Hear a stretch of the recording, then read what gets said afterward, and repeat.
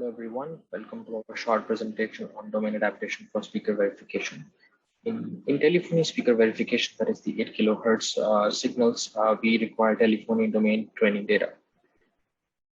However, we have an abundance of microphone data, and that calls for doing an unpaired learning from microphone to telephone speech. In this work, we do feature mapping of voxel training dataset using CycleGANs.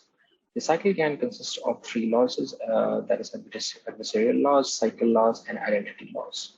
The main limitation with this formulation is that it's actually defined in the original feature space, that is filter bank space in our case, and it does not preserve speaker identity.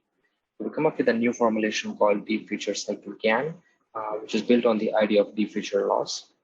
In this idea, instead of comparing X and X prime, which are two example signals, we compare their activations, which are obtained from this pre-trained network.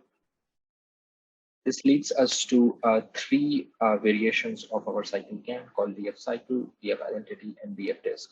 The DF cycle and DF identity are obtained when we modify the cycle consistency and the identity loss, and replacing X and X prime, that is the filter bank features with AX and AX prime respectively. In DF disk, we, instead of feeding the filter bank features to the discriminator, we feed its deep features, that is A of X. This idea gives us good results, and in the first row are the results of equivalent rate on 3 test sets without adaptation. And you get on SRE19, for example, 7.33%.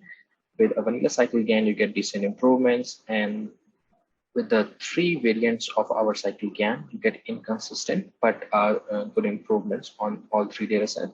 And when you combine all of the 3 variations for the DF CycleGAN, we get overall the best results. And in terms of TSME plot, you can also see that the voxel, which was orange cross, it has now come close to the blue, that is the telephone centroid.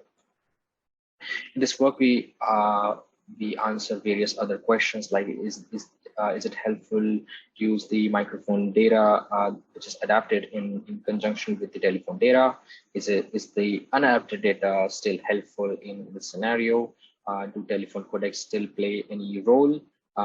Does our system work in presence of data augmentation, or is the CycleGAN susceptible to the choice of hyperparameters like lambda identity?